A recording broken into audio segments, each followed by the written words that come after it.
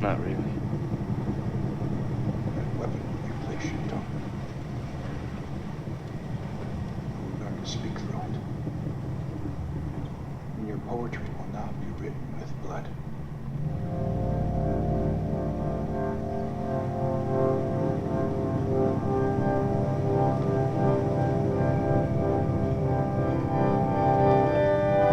What is your name?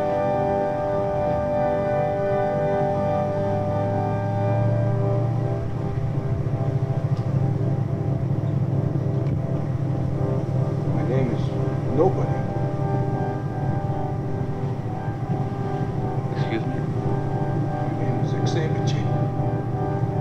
He who talks loud, saying nothing. He who talks. I thought you said your name was Nobody. Prefer to be called Nobody.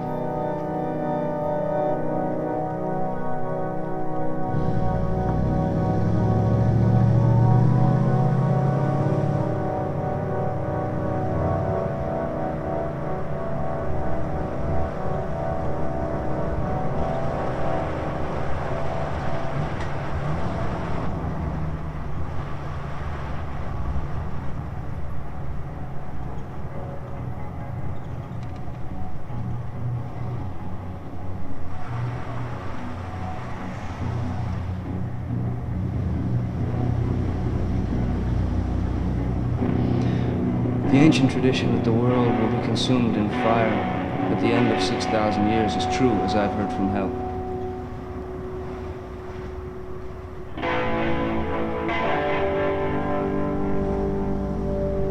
The whole creation will be consumed and appear infinite and holy, whereas it now appears finite and corrupt.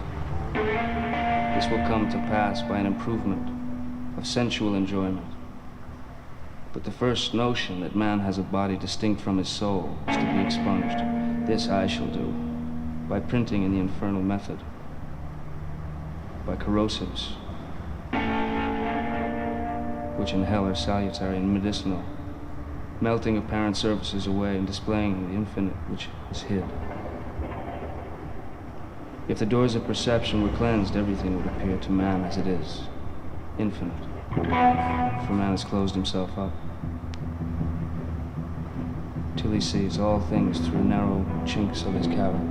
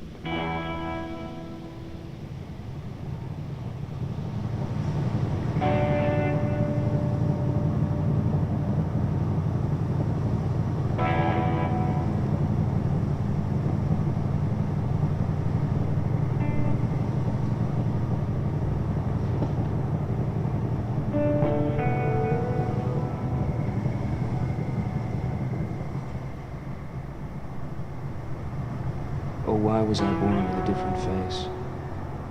Why was I not born like the rest of my race? When I look, each one stalks. When I speak, I offend. When I'm silent and passive, and lose every friend.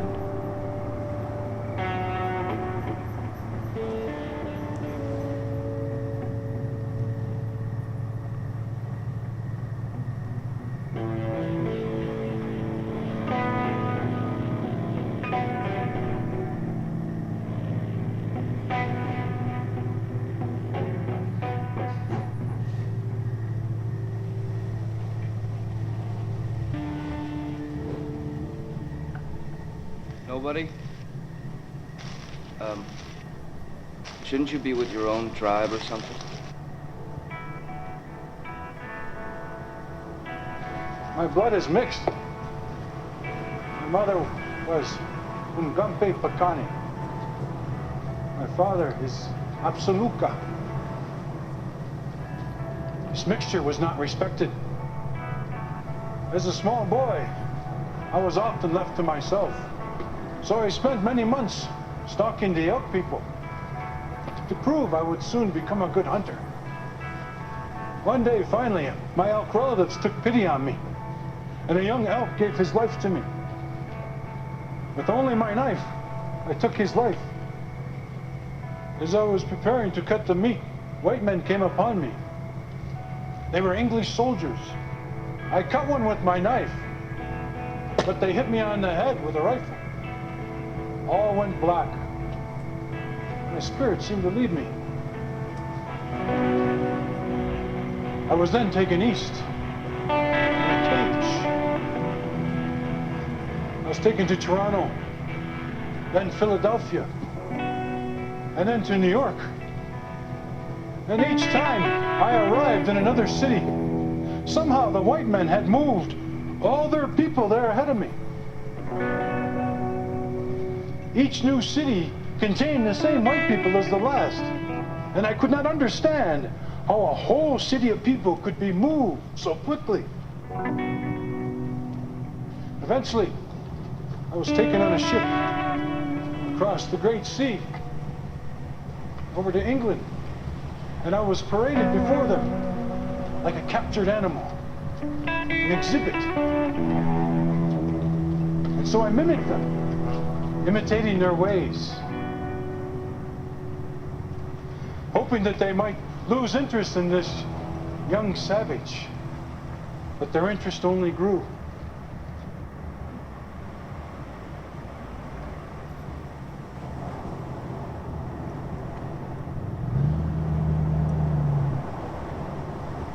I was copying them, so they placed me into the white man's schools.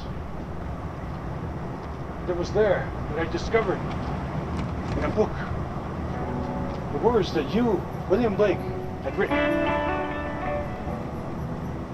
They were powerful words, and they spoke to me. But I made careful plans, and I eventually escaped. Once again, I crossed the great ocean. I saw many sad things as I made my way back to the lands of my people. Once they realized who I was, the stories of my adventures angered them. They called me a liar. Exebije, he who talks loud, saying nothing. They ridiculed me, my own people. And I was left to wander the earth alone. I am nobody.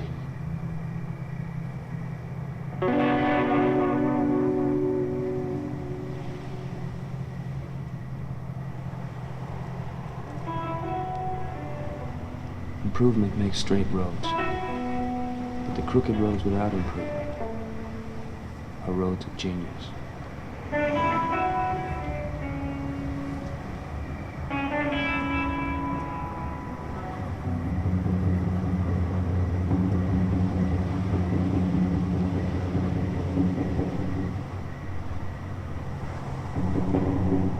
I went to the Garden of Love and saw what I had never seen.